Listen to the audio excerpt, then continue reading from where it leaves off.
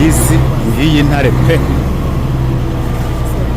iyi ni intare ya Sarambwe.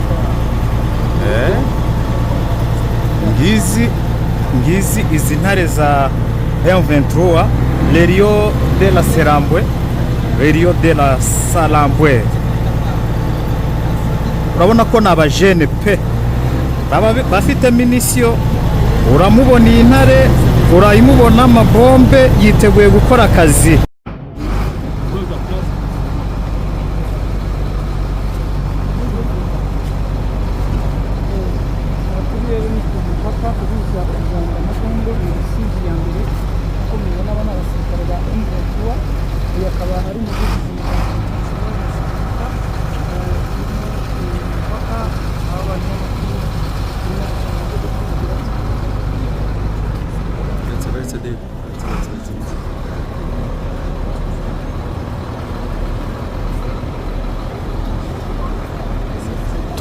Tumaze kugera muri Repubulika Iharanira Demokarasi ya Kongo. Ubona ni Laurent Kanyuka ahangaha i Bukavu, arimo araganira, barimo baraganira.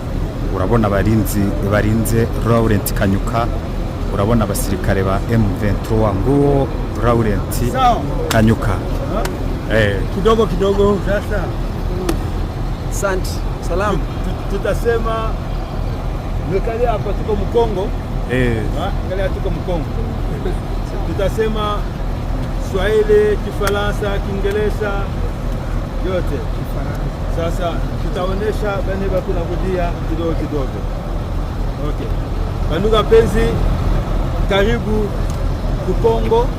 Tuko hapa na bandugu yetu bakimbizi benye balikimbia saa vita ilianza, biko narudia depuis asubuhi.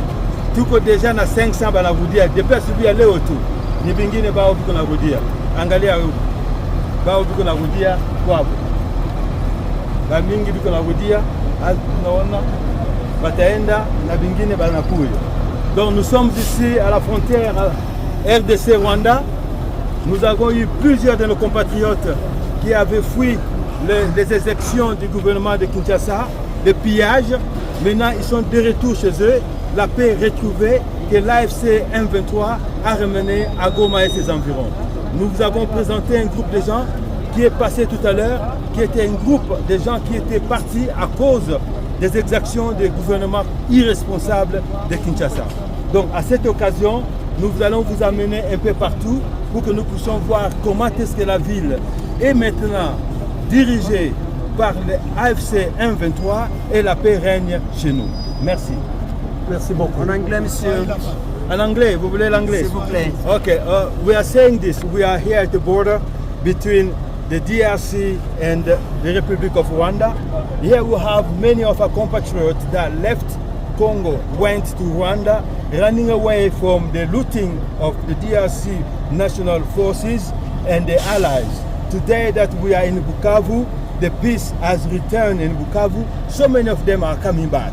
So as you are here in the border, you are seeing so many of them coming here. So this morning alone, in a space of 3 hours, we had 550 people that returned. So we have different sequence of people coming in. So we thank the Congolese for coming back to their home, to telling the Kinshasa regime that it's time to stop killing our brothers and they should leave the office. Thank you so much. Kiswahili. Okay, tuko nasema hivi, tuko hapa kukapa ya Kongo na Republiki ya Rwanda. Tuko na banduku zetu balikimbia huku, balienda Rwanda, saa vita ilikuwa. Sasa sie tuko hapa, amani narudia, banduku zetu banarudia kwetu. Kinshasa na basoda yake balipie bitu hapa, baliua batu mingi, sie tunakuwa kulibere banduku zetu.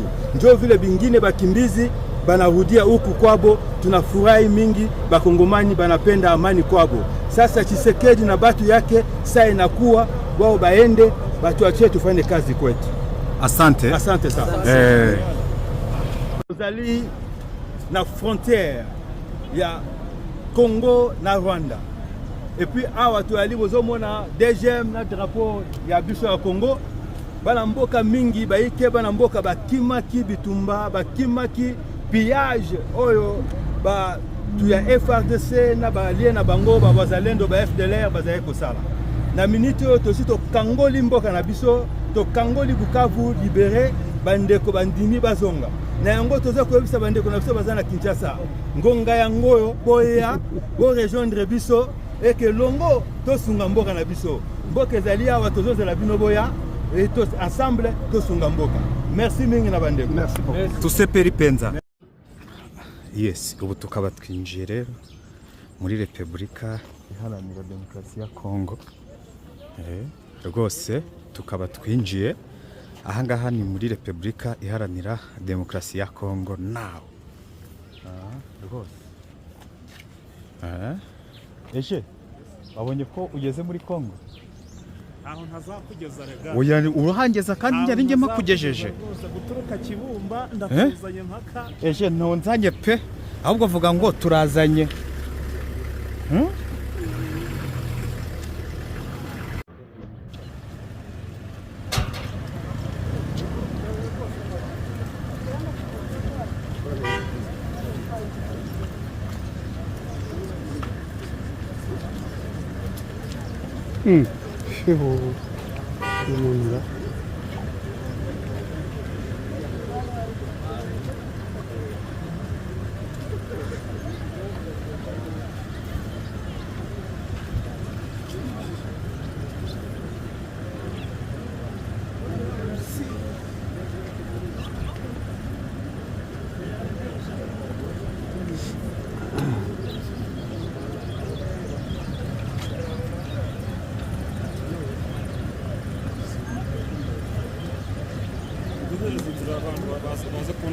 Yego.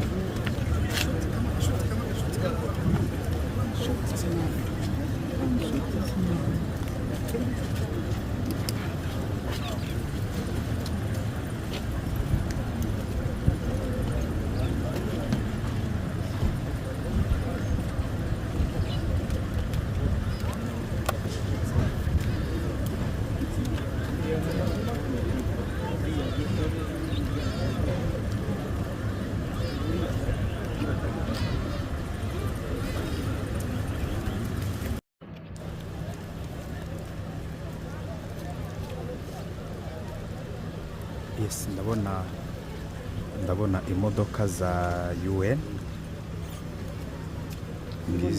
Ngizi imodoka za UN. Ngizo imodoka za UN.